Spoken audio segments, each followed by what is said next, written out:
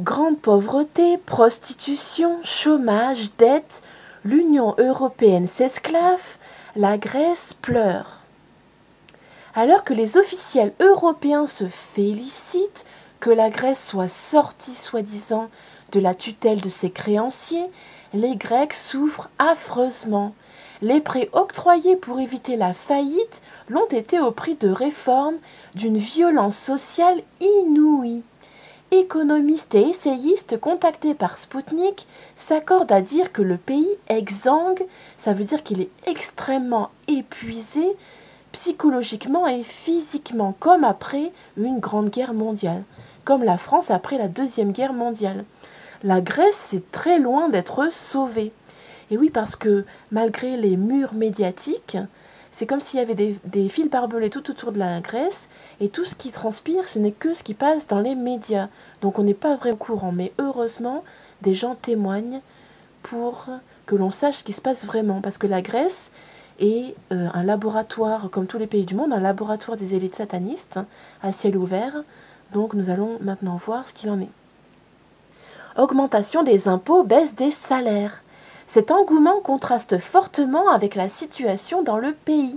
Donc l'engouement de la bien-pensance, de ce que tous ces menteurs des élites bureaucrates racontent à longueur de journée. Et même ils commencent à croire leurs mensonges, c'est pas possible autrement. Les 289 milliards d'euros de prêts divisés en 3 programmes ont été versés en contrepartie de réformes structurelles à l'impact social dramatique, et je dirais même tragique. Le Parlement grec en a voté pas moins de 450, et l'arrivée au pouvoir d'Alexis Tsipras en 2015 n'a pas fait baisser le rythme soutenu des réformes. Il avait pourtant assuré qu'il n'allait rien lâcher face à Bruxelles pour faire cesser l'austérité. Eh bien, ce n'est pas vrai. Alexis Tsipras est considéré comme un traître en Grèce. C'est une vaste blague. On nous fait croire que la Grèce est sur le chemin de la guérison, alors que la vérité, c'est que les créanciers ont tué le pays avec la complicité d'Alexis Tsipras, qui est un traître. La pauvreté et le chômage ont explosé, la démographie est catastrophique et la croissance est artificielle. Alors au niveau démographique, certaines sources disent qu'en Grèce, la population a diminué de 10 millions d'habitants en seulement 10 ans. Le commerce extérieur faible, la baisse des revenus a entraîné une baisse de la consommation des ménages.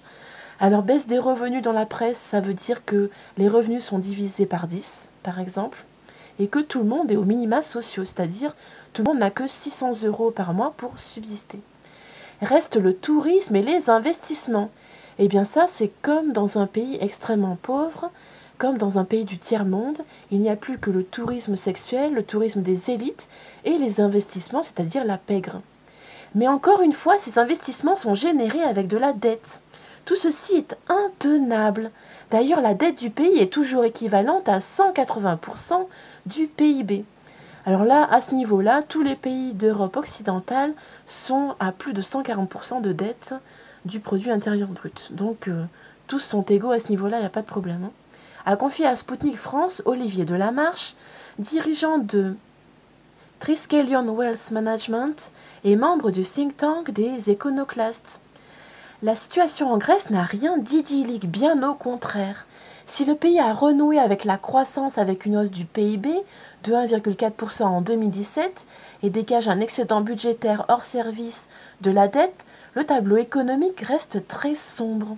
Depuis 2009, le produit intérieur brut a chuté de 25%. Après un pic autour de 28% en 2013, le chômage concerne toujours environ 20% de la population active et 50% des jeunes. Je vous invite à aller lire les articles comme quoi la Grèce a d'énormes fuites des cerveaux. Tous les jeunes qui le peuvent quittent le pays d'urgence. D'après une étude de la fondation Hans Böckler, la moitié la plus pauvre de la population a vu ses impôts augmenter de 337%, contre 9% pour la moitié des plus aisés. Donc c'est exactement ce qui se joue en France, mais c'est pas le même ordre de grandeur. Donc ils essaient un petit peu de jouer, si je puis me permettre, sur les nuances d'un pays à l'autre pour voir comment les populations vont réagir. Les 10% les plus démunis ont perdu jusqu'à 86% de leurs revenus. Donc ils vivent avec presque 0 €. 86%, c'est presque 100%. Dans tous les domaines, nous faisons des économies pour pouvoir payer nos impôts, comme en France. Nous consommons moins de viande et de poisson, donc ce sont les aliments qui apportent le plus à l'être humain. Nous n'achetons plus de nouveaux vêtements, nous circulons moins en voiture, nous ne partons plus en vacances, donc ils ne peuvent plus se déplacer et ils ne peuvent plus aller voir à l'étranger comment ça se passe. Un petit peu comme sous un régime communiste totalitariste. Racontait Costas, 73 ans, et gérant d'une papeterie à Athènes, à nos confrères du Monde en mai dernier. S'il n'est pas parti à la retraite malgré ses 73 ans, oui, je sais qu'en Allemagne on part que à 67 ans, et d'ailleurs Angela Merkel a averti ces derniers mois qu'elle voulait augmenter jusqu'à 70 ans dans les 10 prochaines années, ça paraît quand même énorme. Malgré le fait que le seuil de tolérance s'abaisse, on nous habitue à l'idée que les personnes d'un certain âge ne partiront jamais à la retraite peut-être. Ceux qui sont en train de penser à leur retraite, peut-être qu'ils ne partiront jamais à la retraite dans la génération qui suit. S'il n'est pas parti à la retraite, c'est sûrement parce que la pension moyenne a chuté de 40%. Donc imaginez une chute de 40% de par exemple 600 à 1000 euros. Depuis 2010, elle est actuellement de 633 euros par mois. Le salaire minimum est lui de 683 euros mensuels, une baisse de 200 euros sous le régime sec de la Troïka. Eh bien, en Allemagne, c'est pareil, la retraite moyenne serait de 600 euros également. Donc évidemment, il y en a qui perçoivent beaucoup plus, mais il y en a qui sont avec une retraite de 200, 300, 400 euros par mois. Notamment ceux qui produisent un travail, les agriculteurs, ceux qui sont dans l'industrie, ceux qui sont dans tout ce qui est service à la personne, etc. En 2016, une étude de la London School of Economics estimait entre 280 000 et 350 000 le nombre de Grecs ayant quitté le pays durant la période 2010-2015. Donc en 5 ans, eh bien, près de 500 000 Grecs ont quitté leur pays. Donc c'est vraiment une situation économique catastrophique, un état d'urgence. Des cas de prostitution concernant des étudiants ont été rapportés, parfois pour des sommes dérisoires, car les jeunes gens ont faim.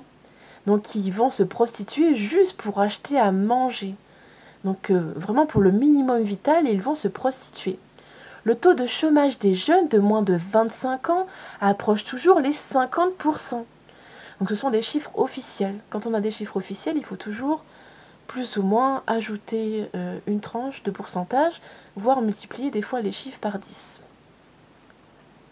Le pays a perdu sa souveraineté, et bien comme ce qui se passe en Europe occidentale, dont la France, avec toutes ses usines et tout son savoir-faire bien français.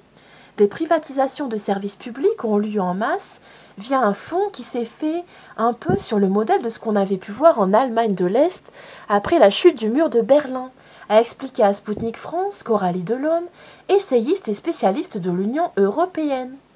Les infrastructures, comme de nombreux ports, aéroports ou même les sociétés publiques d'eau et d'électricité, sont ainsi passées dans des mains privées sous la pression des créanciers.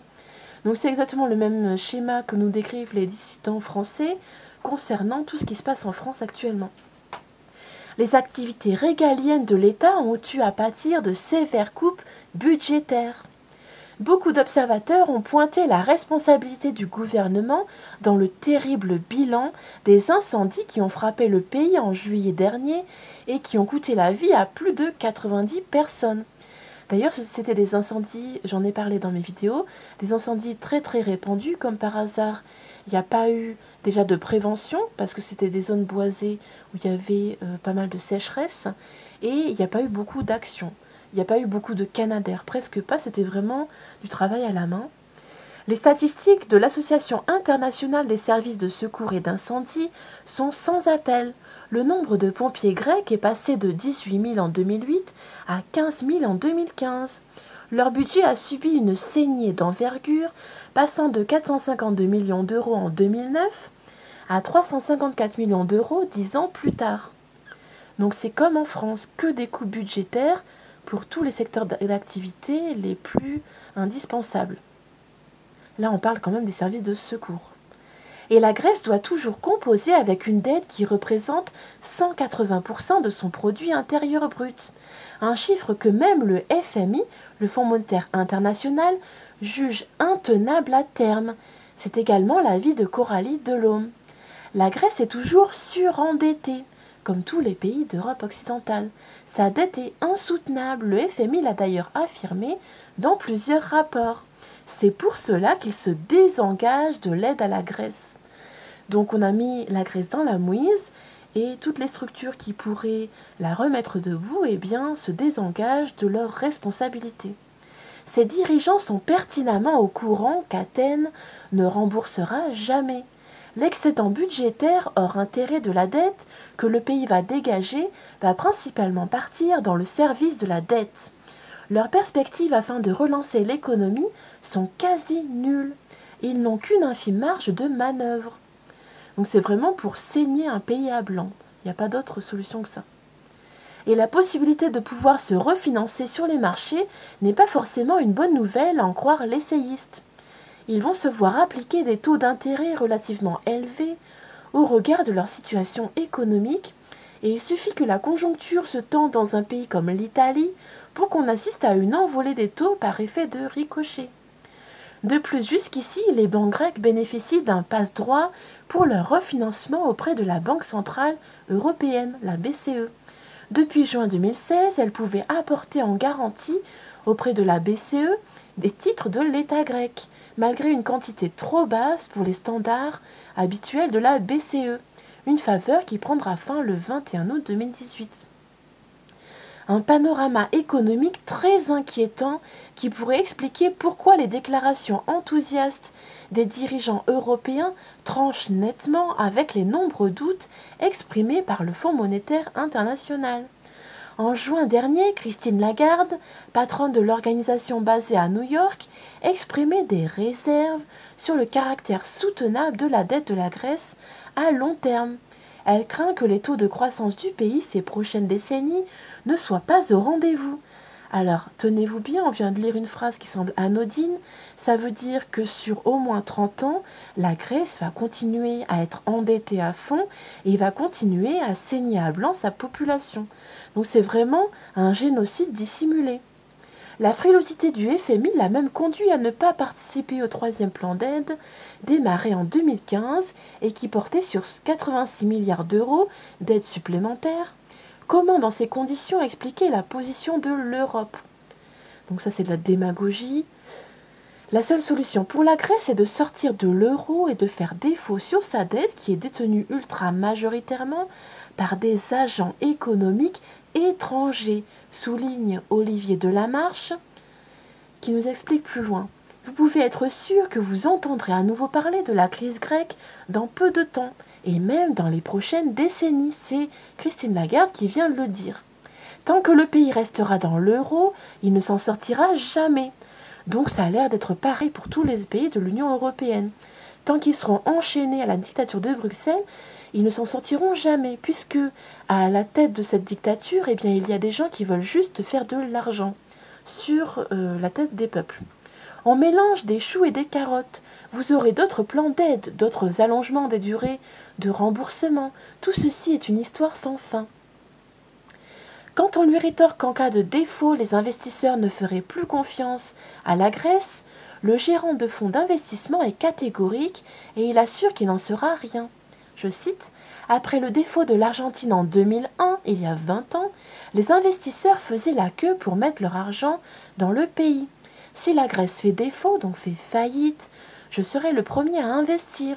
Elle n'aura plus de dette et une monnaie à elle dévaluée qui lui donnera des marges de manœuvre. » Donc la faillite, c'est une procédure judiciaire habituelle qui permet de tourner la page et de commencer une nouvelle histoire.